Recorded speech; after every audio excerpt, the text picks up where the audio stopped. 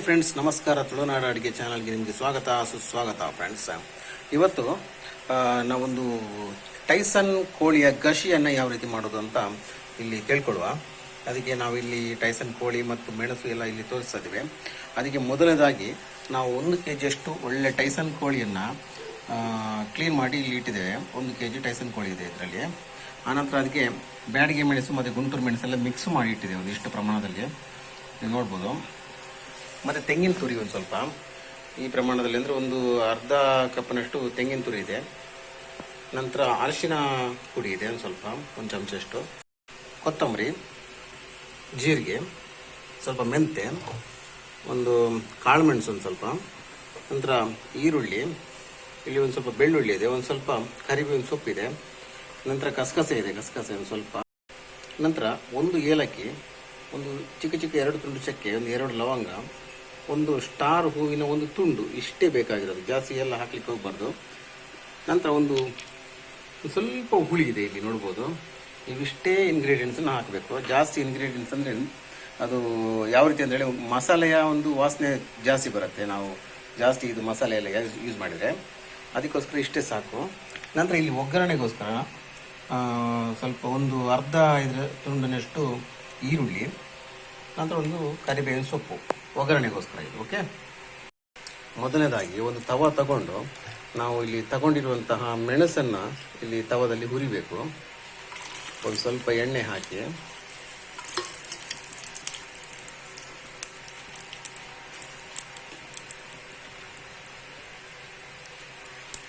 ಚೆನ್ನಾಗಿ ಎಣ್ಣೆ ಜೊತೆ ಸ್ವಲ್ಪ ಫ್ರೈ ಆಗಬೇಕಿದು.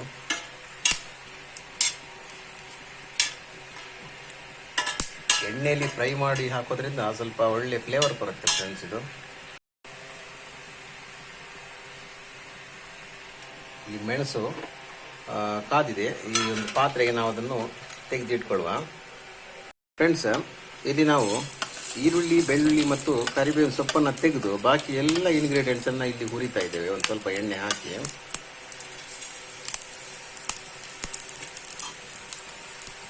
ಎಣ್ಣೆ ಒಂದು ಸ್ವಲ್ಪ ಎಕ್ಸ್ಟ್ರಾ ಆ್ಯಡ್ ಮಾಡಿದ್ದೇವೆ. ಈಗ ಮಾಡಿ ಒಳ್ಳೆ ಫ್ರೈ ಮಾಡ್ತಾ ಇದ್ದೀವಿ. ಈಗ ಅದನ್ನು ಆದಷ್ಟು ಲೋ ಫ್ಲೇಮಲ್ಲಿ ಇಟ್ಕೊಂಡು ಇದನ್ನು ಫ್ರೈ ಮಾಡಬೇಕು ನಾವು.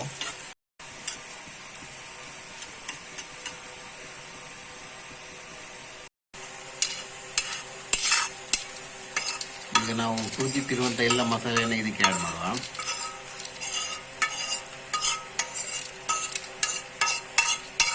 ಫ್ರೆಂಡ್ಸ್, ಈಗ ಇನ್ನೊಂದು ಸ್ವಲ್ಪ ಎಣ್ಣೆಯನ್ನು ಹಾಕಿ ಈರುಳ್ಳಿ, ಬೆಳ್ಳುಳ್ಳಿ ಮತ್ತು ಕರಿಬೇವಿನ ಸೊಪ್ಪನ್ನು ಸಪ್ರೇಟಾಗಿ ಹುರಿಬೇಕು.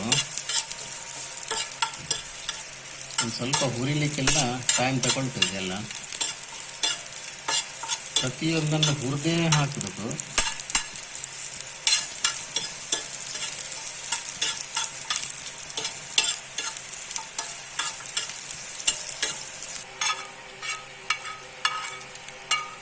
ನಾವು ಹಾಕಿರುವಂಥ ಈರುಳ್ಳಿ, ಬೆಳ್ಳುಳ್ಳಿ ಮತ್ತು ಕರಿಬೇವಿನ ಸೊಪ್ಪು ಕೂಡ ಒಳ್ಳೆ ಫ್ರೈ ಆಗಿದೆ. ಇದನ್ನು ಕೂಡ ಇಲ್ಲಿ ಆ್ಯಡ್ ಮಾಡಿದ್ದೇವೆ ನಾವು.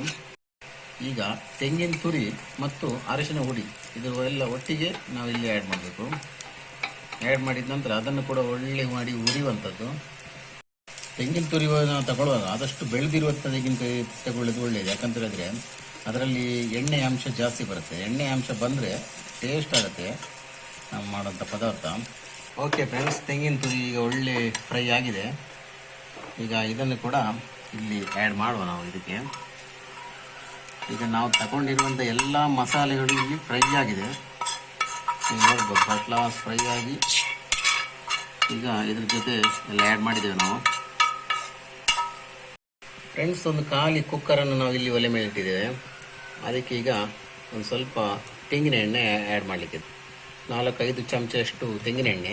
ನಂತರ ಒಂದು 2 ಚಮಚಷ್ಟು ತುಪ್ಪವನ್ನು ಕೂಡ ಇಲ್ಲಿ ಆ್ಯಡ್ ಮಾಡಬೇಕು. ಈಗ ಸ್ವಲ್ಪ ಸಾಸಿವೆಯನ್ನು ಇಲ್ಲಿ ಹಾಕುವ ಒಗ್ಗರಣೆಗೋಸ್ಕರ. ಇದು ಮೊದಲನೇದಾಗಿ ನಾವು ಕೋಳಿಯನ್ನು ಒಗ್ಗರಣೆಯಲ್ಲಿ ಬೇಯಿಸಲಿಕ್ಕಿದೆ. ನಂತರ ನಾವು ಆವಾಗಲೇ ಹೇಳಿದ ಹಾಗೆ ಒಗ್ಗರಣೆಗಾಗಿ ಸಪ್ರೇಟಾಗಿ ತೆಗೆದಿಟ್ಟಿರುವಂಥ ಈರುಳ್ಳಿ ಮತ್ತು ಕರಿಬೇವಿನ ಸೊಪ್ಪನ್ನು ಇಲ್ಲಿ ಆ್ಯಡ್ ಮಾಡಲಿಕ್ಕಿದೆ.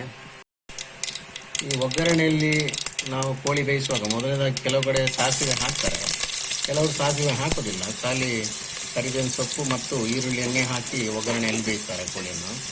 ಸಾಸಿವೆ ಹಾಕಿದರೆ ಒಂದು ಸ್ವಲ್ಪ ಡಿಫ್ರೆಂಟ್ ಟೇಸ್ಟ್ ಬರುತ್ತೆ. ಓಕೆ ಫ್ರೆಂಡ್ಸ್, ಇಲ್ಲಿ ಒಗ್ಗರಣೆ ರೆಡಿ ಆಗಿದೆ. ನಾವೀಗ ಇದಕ್ಕೆ ನಾವು ತಗೊಂಡಿರುವಂಥ ಟೈಸನ್ ಕೋಳಿಯನ್ನು ಇಲ್ಲಿ ಹಾಕುವ.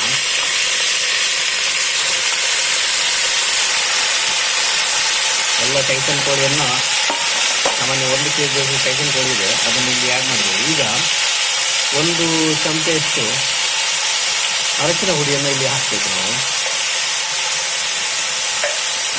ಅರಶಿನ ಹುಡಿ ಹಾಕಿದ ನಂತರ ಒಂದು ಸ್ವಲ್ಪ ಉಪ್ಪನ್ನು ಹಾಕುವಂಥದ್ದು. 1 ಚಮಚ ಉಪ್ಪನ್ನು ಹಾಕುವ ಫುಲ್ಲು, ಯಾಕೆಂದರೆ ಇದು ಮಾಂಸಕ್ಕೆ ಉಪ್ಪು ಹಿಡಿತದೆ ಒಳ್ಳೆ. ಇದು ಟೈಸನ್ ಕೋಳಿ ಆದ್ದರಿಂದ ಒಂದು ಸ್ವಲ್ಪ ಬೇಯಲಿಕ್ಕೆ ಟೈಮ್ ತಗೊಳ್ತೇವೆ. ಕುಕ್ಕರಲ್ಲಿ ಒಂದು 3-4 ವಿಸಿಲ್ ಬೇಕಾಗ್ಬೋದು. ಈಗ ಒಂದು ಮಿಕ್ಸಿ ಜಾರಿಗೆ ನಾವು ತಗೊಂಡಿರುವಂಥ ಎಲ್ಲ ಮಸಾಲೆಯನ್ನು ಹಾಕಿ ನೈಸಾಗಿ ಬೇಕಂತಿಲ್ಲ, ರುಬ್ಕೊಳ್ಳುವ. ಸ್ವಲ್ಪ ನೀರು ಹಾಕಿ